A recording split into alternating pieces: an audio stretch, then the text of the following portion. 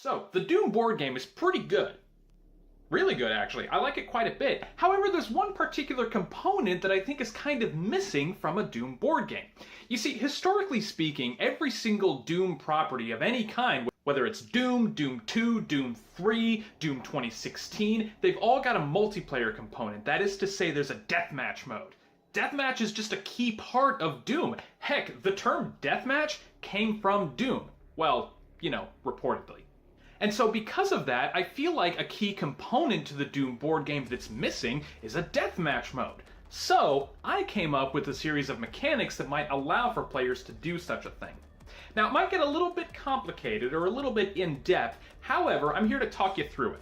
Now it is worth noting that these are all custom rules, the rules that I came up with on my own. So you don't have to follow them to a T. There's no particular rule book that we're going to refer to other than, you know, the rules regarding core mechanics of the game. That is to say, movement and attacking and all that good stuff. However, there are going to be some things that are different, and those things are a little bit malleable depending on the kind of game that you wanted to play. Now, I have always said that the easiest way to learn the mechanics of a game is to just do it. So, this video is going to teach you the mechanics of Deathmatch, and I'm also at the same time going to show you a game that I played with my wife, Riley, to make the rules a little bit clearer or easier to understand. So why don't we get started? Alright, so the first thing that we're going to be doing is we're going to be selecting our Marines. Now, in a 1 versus 1 game, the Marines are going to be split into one of two groups. I selected these groups because the color coding is a little bit easier to follow. So, you've got either Alpha and Charlie as such, or you can select Bravo and Delta. You see, red and yellow tend to go together a little bit better, and blue and green also have respective color properties that are more in common with each other. Doesn't really matter. I mean, you could choose whatever you want. You could be Alpha and Bravo, Charlie and Delta. It doesn't matter. Again, that's a component that is up to you. Riley, I will let you choose your Marines. You can choose either Bravo and Delta or Alpha and Charlie.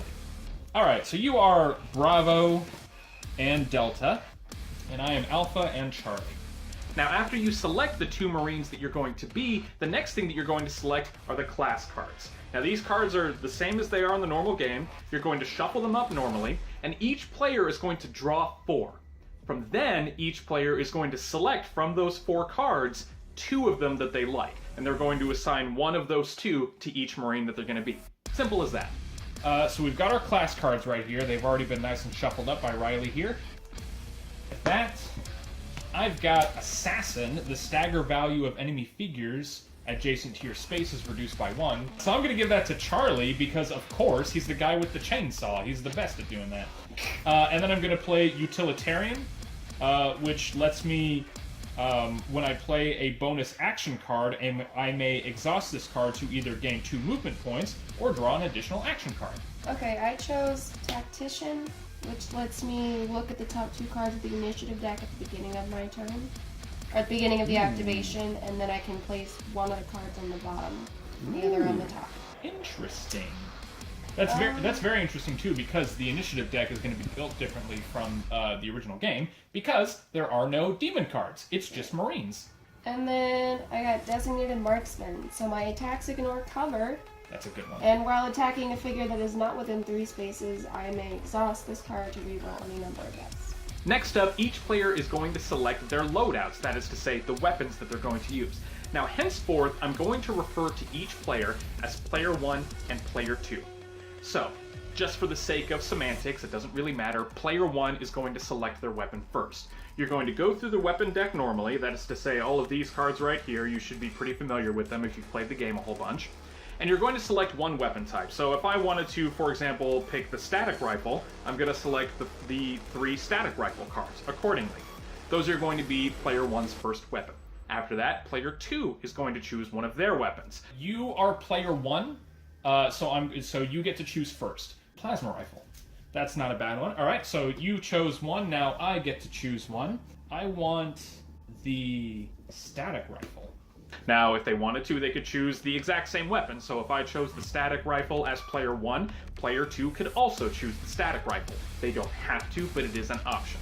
Upon that, Player 1 is going to once again select his or her second weapon, and then go back to Player 2 the same way. Now, the thing that is worth noting here is that you can't select the same weapon twice. So even if you really like the super shotgun as player 1 and you select it as your first weapon, and player 2 selects something else, say the combat shotgun, you can't pick for your second weapon the other set of super shotgun cards. It just doesn't work that way, the balance doesn't really feel right. Also, it's boring. Why would you want to just have the same cards over and over again? So now you get to choose a second weapon. If I may make a personal suggestion, I would go with either the heavy assault rifle or the burst rifle, just because this class in particular is dependent on long range. Right, yeah. Yeah. That's what I was thinking about. I mean, this one has a decent range. It's 5, but yeah, this Right. is 7. Yeah, I was probably gonna go with the scope blast, or the heavy assault rifle. Going for the heavy assault rifle? You know what? I kind of want consistent defense. So I'm going to pick up the combat shotgun. Now here's where the curveball gets thrown in. After player 2 selects his or her second weapon, they're also going to select a power weapon. Now, the difference is though, the power weapon that you're selecting is not for yourself, it's for the other player. You're going to be selecting it for player 1. If you want player 1 to have, say, the chain gun and not the rocket launcher, you'll give them the chain gun and you'll refrain from giving them the rocket launcher. Now that's where the strategy comes in. Power weapons are all very powerful. Inarguably, the most powerful one is the BFG 9000. And that's why part of the strategy isn't necessarily selecting a really good power weapon for yourself, but for your opponent. And you'll get to strategize your playstyle against your opponent accordingly. It actually is kind of an interesting dynamic. Now, since you chose your weapons first, I'm going to choose your power weapon first. I'm going to give you the chain gun. Now, after player 2 selects the power weapon for player 1 is going to do the same thing for player 2. And now you get to choose a power weapon for me. I would recommend, honestly, the rocket launcher. Because you don't want to give me the chainsaw, because I've already got a card that lets me reduce stagger values. Right? Okay. Now, the power weapons don't actually get set into your deck yet. They're going to be placed to the side. The way that the power weapons work is that you don't actually start off with them, and they only become available in play at the start of the second round. And even then, they're going to get placed into your discard pile rather than your actual combat deck. So you still need to go through your deck once after the start of the second round before you can even have power weapons show up. Then, you remember the UAC Marine sets. You get the 4 cards that are like the armor and the pistol shots and all that stuff, right? Yeah. Okay. Well, you're controlling 2 Marines, so you get 2 sets. Now, because each player controls 2 Marines, you actually kind of want to have a little bit more available resource-wise. So each player is going to get 2 sets of UAC Marine cards. That is to say, they'll get one of these 1 through 4 slots, and then another 1 through 4 slot. So basically, each player gets 8 UAC Marine cards. Now, one thing that you're going to experience when this happens is that you're going to get a lot of those free action cards. You're going to get a lot of those repositions and a lot of those quick shots, and to make up for that, each player has a hand size that's equal to 4 cards instead of 3. Just go ahead and put those in with your weapons. And shuffle. That is correct. After each player has assembled their weapons and their UAC Marine cards, you're going to shuffle your initiative decks accordingly. However, you're going to leave out the power weapons that were selected for you by the other player. The power weapons aren't going to come into play until round 2. The balance just tends to work out a little bit better that way. Alright, and here's where the really fun stuff comes into play. You see, it's really not that exciting to just play a game where one player controls 2 Marines and the other player controls 2 Marines, so let's throw some demons into the mix. We're going to get some demons. My headcanon for this whole scenario is basically that these are Marines that were helping the UAC, and then they died, you know, doing horrible UAC things, and they got sent to hell, and now they're just in an eternal conflict where they're just killing everyone and everything all the time, and there are demons in there also helping out. So, yeah, it's just some sort of horrible, demonic, Doom Blood Bowl kind of thing. Yay! Each player is going to draw 2 of these invasion cards. They're going to be shuffled, and they're going to be given 2 randomly. From there, each player is going to select 1 invasion card that they like. Now, from that 1 invasion card, for when they spawn in their Marines and their Demons, they're going to select any of the following combinations. They can select either 3 blue portals worth of demons, 1 blue or 1 yellow portal worth of demons, or 1 red portal worth of demons. The balance should work out no matter what. I've crunched the numbers a little bit, and it mostly works out to be that way. 3 blue equals 1 red, 1 blue, 1 yellow equals 1 red, etc. It's not exact, but it's pretty approximate, and we've tried multiple combinations, and the balance seems to work out pretty well. One thing that is worth noting, whenever you're selecting your demons, you want to take into consideration what kinds of weapons your opponent has, because you know that. If you know, for example, that your other player seems to have the super shotgun or other close range weapons, maybe you want to get some demons that have some range. Maybe you want to get a revenant or two. Maybe you want to avoid the pinky demons. But that's just another facet of the strategy of the game. Okay, so the way that this works is that these are the invasion cards. So you get to pick from 2. So pick 1 out of 2. Yep. So here's how this works. Go ahead. Whenever you are making your decision, you choose 1 card, and then from that, you can choose a number of demons equal to 3 blue portals, a blue and a yellow portal, or a red portal. And you are player 1, so you get to choose your combination first. Now, one big thing that's worth noting here is that you are still limited to the number of figures that you have available in the game. Because of that, it's actually important to determine who selects what first. So, player 2 is going to be given the right to choose their demons before player 1.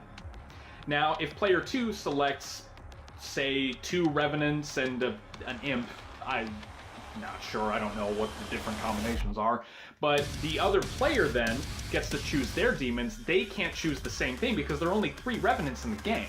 So you need to take that into consideration when you're selecting your invasion cards. I'm gonna go and Cacodemon. So you've got an imp and a cacodemon. Okay, and now you get to spawn in your demons. All right, I've got Force of Arms, and I'm gonna get a Baron of Hell with 3 Argent Energy and 2 Possessed Soldiers. All right, and I'm gonna spawn them. You know, conveniently, the demons that we chose are all like different demon types. For example, I chose a Baron and some possessed soldiers. You don't have any Barons or possessed soldiers, and you chose Cacodemons, Imp, and Revenant, and I have none of those. So you can just keep those there face up. Cool. Now, one thing that might happen is that you might have the same demon type for each player. That is to say, it's possible that both players can have some imps or some possessed soldiers. So the problem is, there's only one of these types of cards for each demon in the game. You can't exactly take one and just give it to that player. So, a way around that is to keep the cards in a universal area, so to speak. So, you're going to look at the demons that each player has, and you're going to take out all of the appropriate cards, and you're going to put them in a universal play area. Now, whenever each player has activated one of those demon types, you can just indicate that by these little tokens right here. For example, the red token can be player 1 because they've got Alpha, and player 2 can have the blue token because they've got Bravo. Easy as that. Normally, what we would do is we would have the demon cards in kind of a universal play area or whatever, and then we would mark when those demons activate by placing a token on the card, and that token represents us individually. But we don't need to mess with that. Now, after each player has spawned in their Marines and their demons, you're ready to start playing the game. Now, let's go over some of the mechanical changes with regard to the actual Marines. Each Marine is going to have 15 health. Makes them just a little bit tougher to kill. They can still pick up health kits normally, which restore 5 health per health kit. Now, the other thing that's worth noting is that Marines can be glory killed. Marines get staggered at 13 damage just like demons do at their appropriate stagger values. So, if a Marine has taken 13 damage, that Marine can be glory killed. Secondly, Marines get 2 main actions per activation. So if the initiative card drawn is for Bravo, then Bravo gets 2 main actions.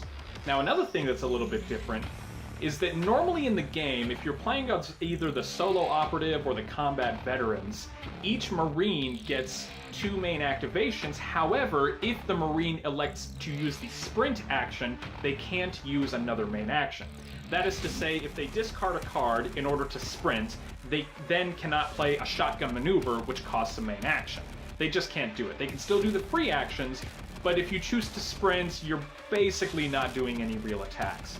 Now that rule, not here. We're here to murder each other, and it's gonna be awesome! Yeah! So, each player, whenever they activate any given Marine, that Marine can do 2 main actions normally, one of those can be a sprint, and the other one can be a main action card. So if you want, you could discard a card from your hand to sprint, and then you could play the double barrel blast for the super shotgun. It's awesome, isn't it?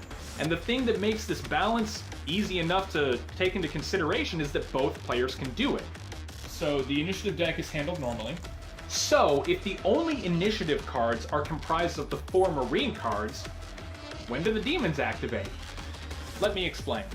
The first player that activates, they activate their Marine normally, and then the opposing player can choose to activate one demon type, and they can activate all of those demons of that one selected demon type. You'll place one of those on your demon card when you activate it, and that way you know that after the next time your demons can activate, you can't activate that same one again. Right. Easy enough. So, you don't even use the invader activation cards. That's the trade-off of the game, is that whenever one player activates a Marine, the other player can then activate a demon type. The mechanics of the game are pretty simple. You can lose all of the demons that you like. After all, they're demons. They're fodder. Who cares? They're there to die. However, once one player has lost both of their Marines, once both of their Marines gets fragged, that's the end of the game and the other player wins. Now with regard to Argent Energy, Argent Energy can be gained at the very beginning of the game the same way in the normal game. That is to say that if a player, when selecting their different demons from their invasion card, gains any Argent Energy, they're going to just gain that. They kind of put that in, whatever pool that they deem necessary. Just a little Argent Energy pool for each player. Now when it comes to gaining more Argent Energy, anytime that it isn't one of your current Marines' activations, you can discard a card from your hand to gain an Argent Energy token. Anytime. Doesn't matter. It can be another player's turn. You can just say, you know what, I'm going to discard this card and I'm going to gain an Argent Energy token. Now here's where the balance fits in, because why wouldn't you just do that all the time? Remember, you only get your hand back up to the starting value at the end of a Marine's activation. So, if you are currently not using a Marine, and then all of a sudden your Marine activates and you only have 2 cards in your hand, well, you've only got 2 cards to do things. So you still got to be careful about what cards you discard in order to gain Argent Energy. Now again, you cannot do it when it is one of your current Marines' activation. Let's say you're player 1, and you're playing as Alpha and Charlie. Let's say Alpha activates. So you're going to do a bunch of Alpha stuff. You're going to play cards and blah, blah, blah. You cannot discard one of your cards to gain an Argent Energy token. The reason for that is because at the end of your turn, at the end of that Marine's activation, you're going to draw your card back up to the starting value. Now again, if you want to change that between you and the other players, that's up to you. But again, that's just something that I have found to be a little bit more balanced. Now, whenever a player is attacking one of your demons, one of your invaders, let's say you've got a Revenant, and the other player is going to attack your Revenant. Now, you don't have the invader cards. That's not a thing anymore. You've only got your own deck. You're going to draw a defense card from the top of your deck normally. Now, one caveat that this comes with is that the special defense icon can't actually come up. But don't panic, you'll just use that special defense value whenever you would draw a dodge card. Now, for the most part, the only cards that you've got as a Marine player that have the dodge icon are the reposition cards, but still. That's when you're going to use the special defense figure for when you're defending for an invader. Now, let's say that you are being targeted as a Revenant by the other player, and when you draw your defense card, you draw a dodge icon. In the case of the Revenant, you do actually dodge, because the special defense icon for the Revenant is a dodge. If you're controlling a possessed soldier, and one of the other players is attacking your possessed soldier, then that's 2 shields. One thing that is worth noting is that demons cannot actually pick up health kits.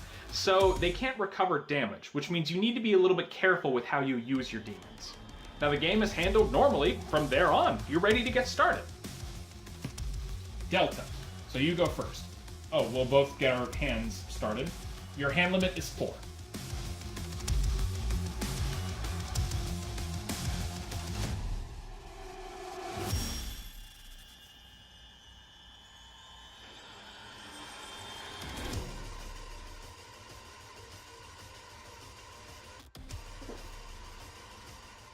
unload, reposition, and quick shot. Okay. Now, the thing that will make it easier to get to your opponent are the teleporters. Basically, you can step into a teleporter, and stepping into that space is like stepping into any other space that has a teleporter on it. Now, if you take your last movement point, like let's say this imp was right here, and he's only got 3 movement points left, 3 movement points left, and he goes 1, 2, 3. Well, he goes anywhere else. He goes to any teleporter that you want, but now he's hanging out on that teleporter. And now, if I move onto a teleporter, I can telefrag him. Right. That makes sense? Yeah. Okay. So just teleporters are handy, but don't, hang out on one.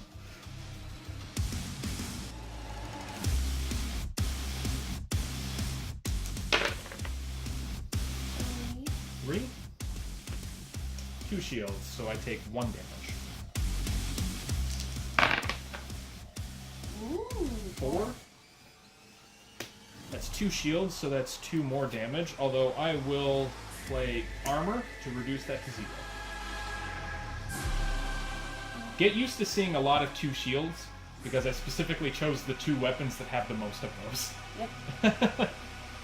So that's the end of Delta's activation, so you discard those normally, and you get your hand back up to the starting value. So, when the first initiative card gets drawn, and that Marine activates, doesn't matter which player it is, that is to say player 1 or player 2, the opposing player can then activate 1 demon type. So let's say you've got 1 Revenant, 2 Possessed Soldiers, and 2 Imps. You can elect to activate your 2 Imps, or your 2 Possessed Soldiers, or your Revenant. And now, if I wanted to, I could activate one of my demons. Because remember, after the first player, after one player activates his first Marine, the other player can activate 1 demon type. And I think I'm going to do that. I think I'm going to activate my Baron of Hell. Now again, if you activate one of those demon types, you're going to use one of your little portal tokens here to indicate which demon that you actually activated. This is important for when the other player's second Marine activates. Well, first I'm going to just smash you right in the face with the Baron of Hell staff. That could have been a little bit better.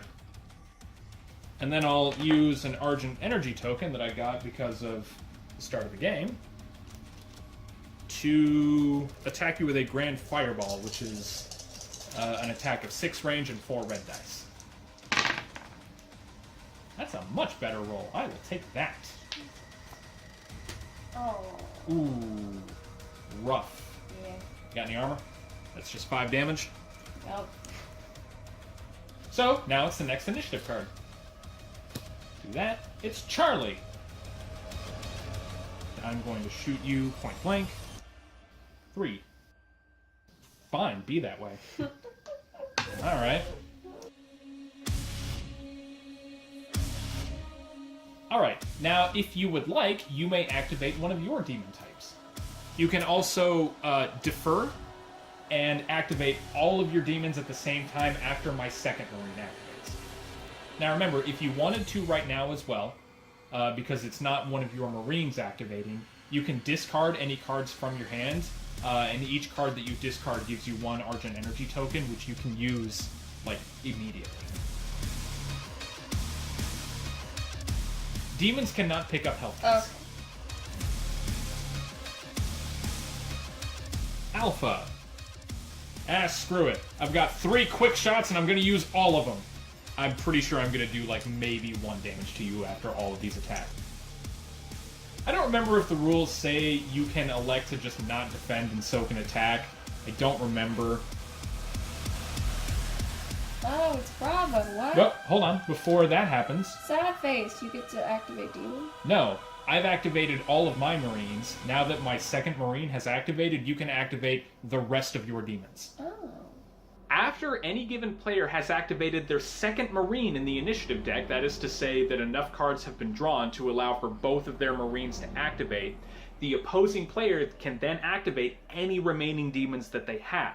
They're not limited to 1 type, any and all demon types. So, in the aforementioned example, if you've got 1 Revenant, 2 Imps, and 2 Possessed Soldiers, if you elected to activate the 2 Imps, after the other player activates their second Marine, you are then able to activate your 2 possessed soldiers and your Revenant. It's pretty cool. So you can activate your Imp and your Revenant. Okay. That's the kind of concept of having demons and Marines and not having to deal with invader cards, is that just every time a Marine activates, the opposing player can activate some demons.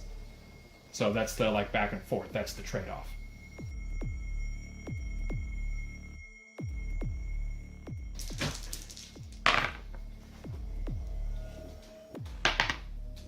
That was a nasty attack. So that's all of your demons, right? Mm-hmm. All right, and now it's Bravo.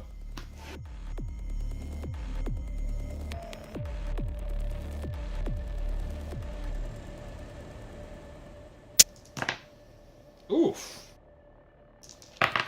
Why are you getting these rolls, and when I'm making pistol attacks, it's like 0, 0. Chip away at you. I mean, I'm only doing 1 damage. Yeah, but still, demons can't recover damage. And now I'm going to activate my possessed soldiers. So now it's on to the second round. And with the start of the second round, you're going to take the power cards that you each had, And you put them right on top of your discard pile. Yeah, so now the game has a chance to get a little bit more interesting. Oh, shall we then? Yep. Alright, what you doing, Delta? And now your Baron's done. Okay. He can't defend because he's stunned, but he wouldn't anyway because he's got 1 shield naturally. Yeah. Hope. Yeah, that maybe could have worked out a little bit better. So it does actually matter here. So my headcanon is that large demons cannot use teleporters, just because it telefragging and all that. It's just they don't fit. That's how that works. Otherwise, my Baron would totally chase you through that teleporter and rip your head off.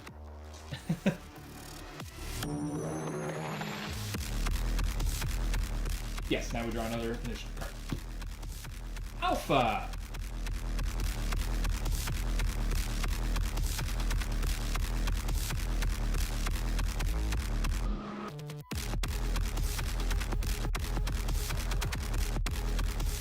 Charlie! Good! Charlie, you gotta get out of there, man.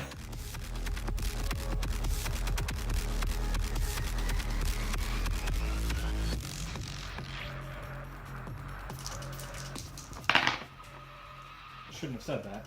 Stop! No, for real though, you need to stop rolling really well, because it's actually kind of making me nervous. Oh, man.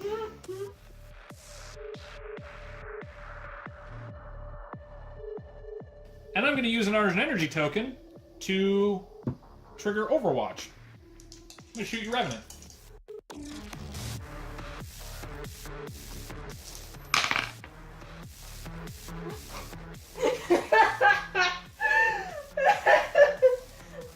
Are you sure you're not cheating? No. I'm not! I don't touch this game until you make me play it. How do I... I asked you to play it. I know. You could have said no. Well, you killed that possessed soldier.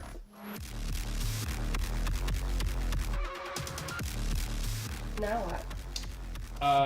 Now Bravo gets to activate.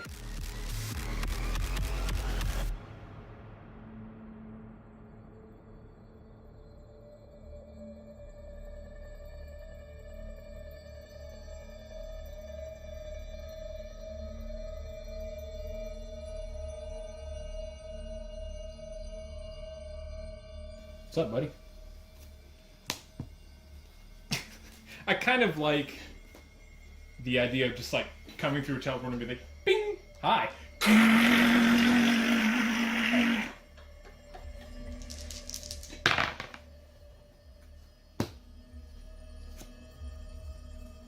No damage. You son of a... Okay, well I get to do that one more time. It's fine. Stop that! Stop it! Dodge! Oh! So you just came through the teleporter, was like, hi! And I just like blocked them like Wonder Woman and then just dodged the last one like Neo. Mm-hmm. Whew! You all done? Yeah. Okay, cool, that's fine. You can run, but you can't hide. Okay. Are you being serious? I was really hoping that was gonna happen. I don't even have any demons left, so I can't like attack. I can't counterattack you with your moves. No. Ah. It's so sad. Yeah. Okay. What have I got? What can I do?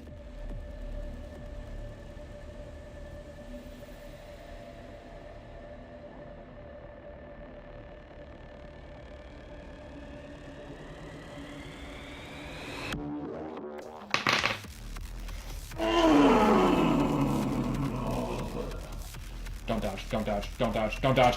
Yes, good.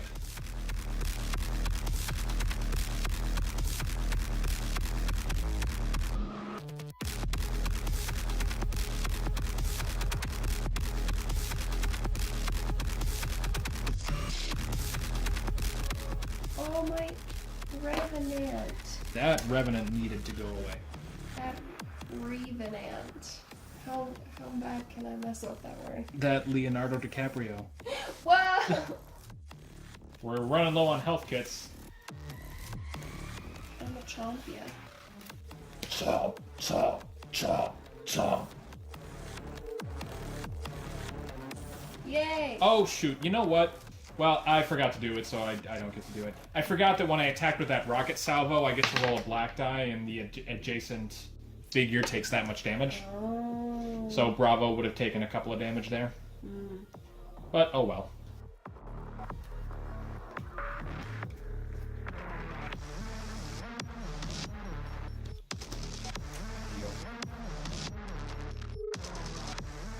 Charlie! That's good, because he was low on health.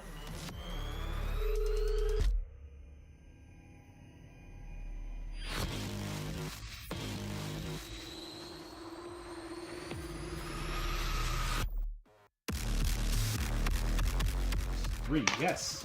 Uh-oh. Now I'm gonna play Chain Down. Oh. Endless Fire.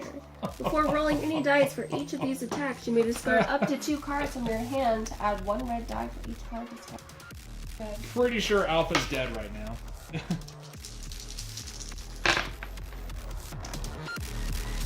yeah, he's toast. That kills him.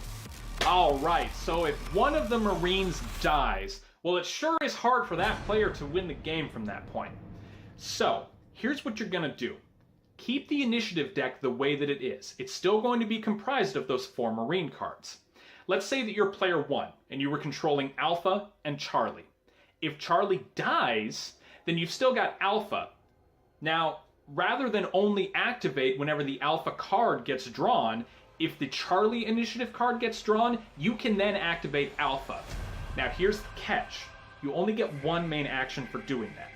So, basically, once you're down to 1 Marine, that Marine becomes a little bit more motivated to win. He becomes supercharged, and he can do a little bit more each round. Now, he's still not, 2 Marines worth. And the other thing that's worth noting is that the other player is in the same situation. If the other player loses one of their Marines, then that second Marine can activate the same way. That is to say, if, in this example, player 2 was controlling Bravo and Delta, and then Delta gets killed, well then, if the Delta initiative card gets drawn, then Bravo can then activate, but only gets 1 main action. Yay, and I can perform that attack 2 times. Yep. Too bad you're not in line of sight of my guy. I know. But I can discard this to gain 2 movement points. Oh, shoot. Oh, shoot. Okay. Plus he's a marksman. Yeah, I know, but I figured you were going to go into the teleporter there and then just move right there. Okay, and I can only roll the 2 dice this No, time. no, it's to each of those attacks. Oh. Yeah, it's a pretty awesome card.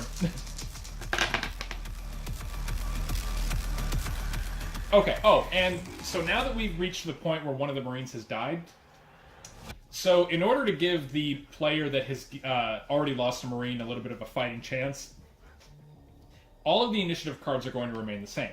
However, because Alpha is dead, whenever Alpha's card will be drawn, Alpha does not actually move. Instead, the other Marine, in this case Charlie, gets to activate. The only thing is he only gets one main action instead of two. Oh, okay. So it's not like... That seems fair. Yeah, it's not like the same Marine activating again, but... And you are going to have the same thing, too, if you lose a Marine as well. Okay. That was awful. No thank you. And I think it's Alpha. Yeah, it's Alpha, which means it's only Charlie who gets to move once. But I'm gonna do that. Hush. I'm gonna play Lock On Burst, which lets me shoot you with 2 rockets, basically. Oh, cool. Yeah. Yeah, he did not even kind of. He just friggin' obliterated my friend.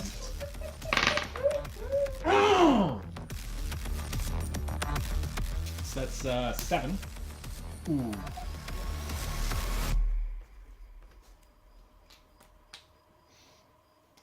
That's 10 damage? Ooh. Oh! Ooh. Ooh. Hopefully, I'll either blow you away in one hit, or I'll give you so much damage that you can become glory killable. I'm hoping, though, this is just going to kill you. That's 5 damage. You're dead, right?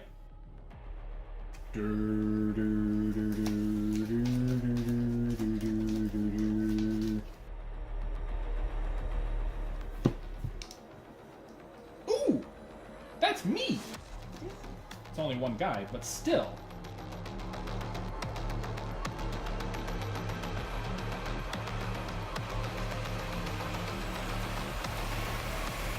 That's fine. Just get closer to the guy who is really good at glory kills. Alright. Here we go.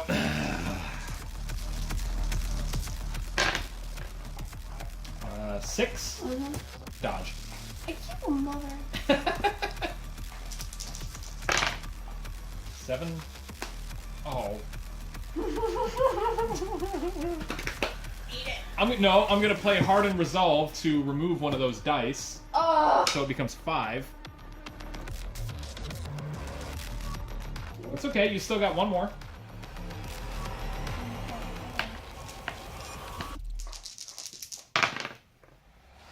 So 6 again. That's 4 damage. Actually. Armor, so 2 damage. So he is currently sitting at 9 damage.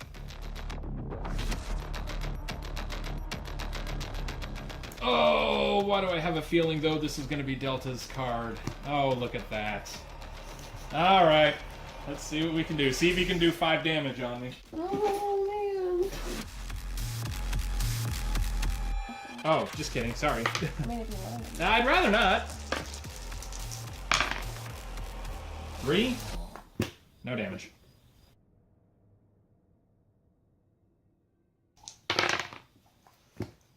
Oh no! Oh no. Oh no. Oh no. Oh no. It's supposed to be like that. Splat! Splat! The worst part was, I was like, oh, I can have 2 main actions. I drew literally no main actions. And then I played that spin up, and Yeah. I got 1 main action. Okay. And I was like, oh! Oh man. Wow. Well, good game. That was intense. That was yeah. That was a thing. Okay. Now again, these are all custom rules. You can tailor these to your guys' playstyle however you like. If you've got a friend or a couple of friends that want to do some deathmatch, you can change them up as long as you're all okay with it. It's just that these are the rules that I have found to be the most balanced for the game. Now, let's say that you do want to do deathmatch, but you've got 2 other friends that like to play the game and not just 1. Fear not, I have some map setups for 3 players and 4 players.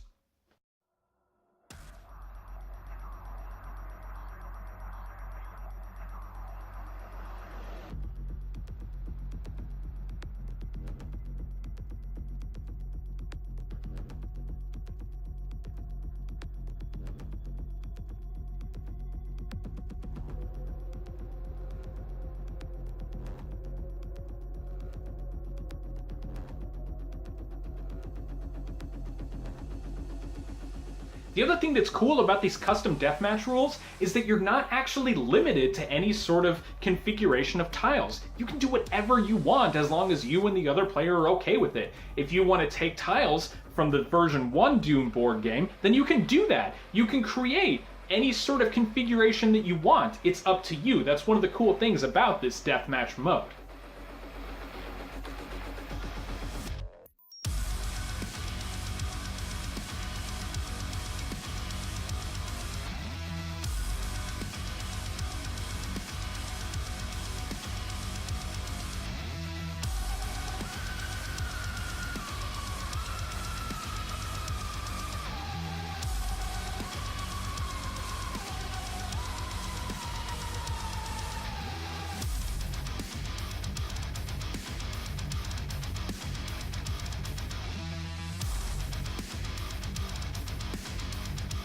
Now, in these types of death matches, the mechanics are going to be a little bit different.